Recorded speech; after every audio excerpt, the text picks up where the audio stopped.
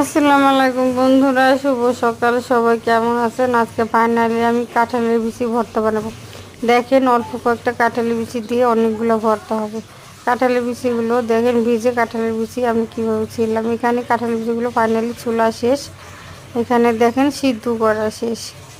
তো সিদ্ধ করে নিলাম, তো সিদ্ধ করেছি, এটা আপনাদেরকে দেখাইনি। যাই হোক, এখানে আমি হালকা একটু মশলা ব্যবহার করেছি। এখানে পাটায় দিয়ে এখন বাটা শুরু করে দিলাম। তবে কাঁঠালের বিচি ভর্তাটা আমার কাছে বেশ দারুণ লাগে, খেতে ভালো লাগে। তো আজকে কাঁচামরিচ দিয়ে কাঁঠালের বিচি ভর্তা বানাবো। তবে এই কাঁঠালের বিচি ভর্তা একটা টিপস আছে দারুণ, যেটা দিলে কাঁঠালের বিচি ভর্তাটা খেতে কিন্তু দারুণ মজা হয়। তো কাঁঠালের বিচিগুলো ফাইনালি আমি পাটা দিয়ে ভালোভাবে আস্তে আস্তে করে বেটে নিচ্ছি। পাটা প্রায় শেষ হয়ে গিয়েছে, তো তারপরও আমি আরেকটু বেশি করে বেটে নেব, যেন বিচিটা একটু একদম বেশি পিষবো না, কারণ বেশি পিষলে আমার কাছে ভর্তাটা ভালো লাগে না। হালকা হালকা একটু বিচি বিচি থাকলে ভালো লাগে। তো হয়নি এখনও বাটা, যাই হোক আরেকটু বাটবো আমি।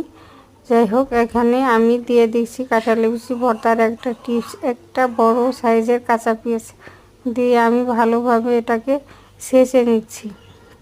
কারণ কাঁঠালের বিচিতে কাঁচা পেঁয়াজ ব্যবহার দিলে খুবই সুস্বাদু হয় ভর্তাটা। এখানে আমি দিয়েছি রসুন, 6টা কাঁচামরিচ, আর একটা কাঁচা পেঁয়াজ। ভর্তাটা প্রায় হওয়ার শেষ পর্যায়ে তখন দিয়েছি। এখন আমি এখানে হাত দিয়ে ভালোভাবে মাখিয়ে নিচ্ছি। ভর্তাটা এখন শেষ, একটা বাটিতে উঠিয়ে নিচ্ছি।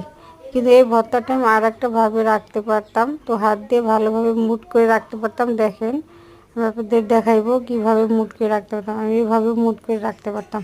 আসলে আমার শরীরটা বেশি একটা ভালো নাই, তো বেশি ভালোভাবে করতে পারলাম না। তো যতটুকু পারলাম আপনাদেরকে দেখালাম। দেখেন, আমার কাঁঠালের বিচি ভর্তা করা শেষ। কেমন হয়েছে সবাই বলবেন। তবে আমি একটু আস্তে আস্তে রেখেছি, বেশি পাটিনি, খেতে যেতে মজা লাগে তাই।